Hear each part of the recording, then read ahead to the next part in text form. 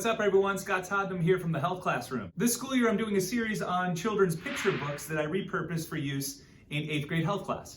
I found that picture books often have messages that are relevant for readers of all ages. Plus, I find that if I make it a routine and students know that we're going to do a picture book one a week, that they start to really enjoy it. They kind of let themselves have fun with it. The goal here is to find titles that are relevant for our content and our current life skills that we're working on within each unit. The ultimate objective is for students to internalize some of the messages in our children's books and apply them in their own life. Here's a few logistics before we dive into this week's title. Besides having a hard copy in the classroom, I also like to find the images online. There are plenty of read-alouds on YouTube that I can display on the front smartboard that students can watch and enjoy from any place in the classroom. That way they can see the images and watch as they're listening to the words that I'm speaking out loud. If I can find the right delivery of the story's message, that makes a world of difference in their engagement and their response. I also want to be mindful of lessons that occur beforehand and afterwards. What that means specifically is I want to place this storybook in the right spot within the unit focus that we have in the health classroom. I also sometimes post the YouTube video link on Google Classroom so that students can view on their own afterwards. Sometimes they share with siblings, younger siblings at home. Sometimes they share with their families. It's just a way to extend the four walls of our health classroom.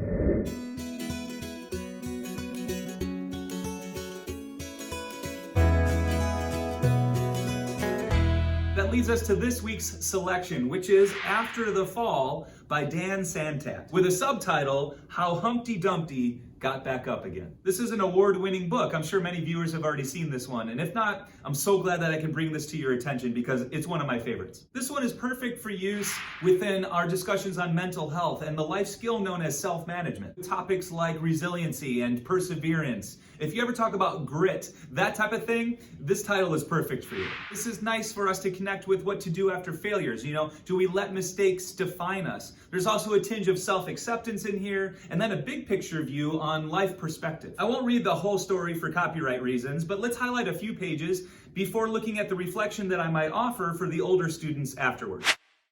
After the Fall by Dan Santat. It starts off like this. My name is Humpty Dumpty. This was my favorite spot, high up on the wall. I know it's an odd place for an egg to be, but I loved being close to the birds. Then one day, I fell. I'm sort of famous for that part. Folks called it the Great Fall, which sounds a little grand. It was just an accident, but it changed my life. Nice hook there, right? A great start. It gets readers interested right away. It goes on to explain in first person, fortunately, all the king's men managed to put me back together. Well, most of me. There were some parts that couldn't be healed with bandages and glue.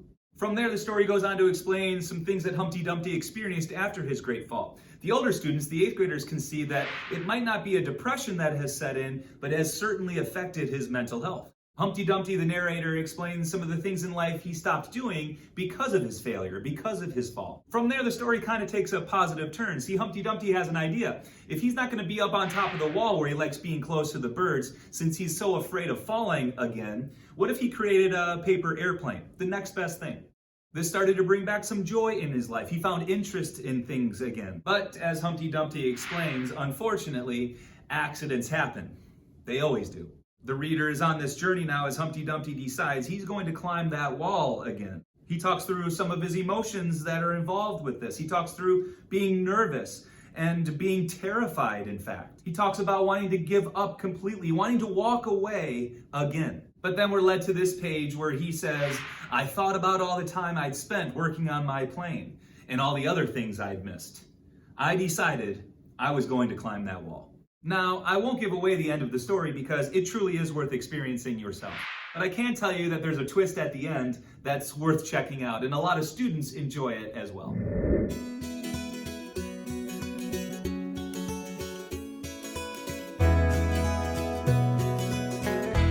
Oftentimes the picture books, they stand alone. They're worthwhile without any follow-up, without any extra activities afterwards. Just in case you're looking for some journal prompts, I got some ideas you might like that will work with your students or in your own personal life. What thoughts do you have about your own self-care, about your self-management, including not just time, but also your emotional regulations? What major failure have you experienced in life that made you feel like quitting? Has there been a time that mistakes felt so heavy that you couldn't continue?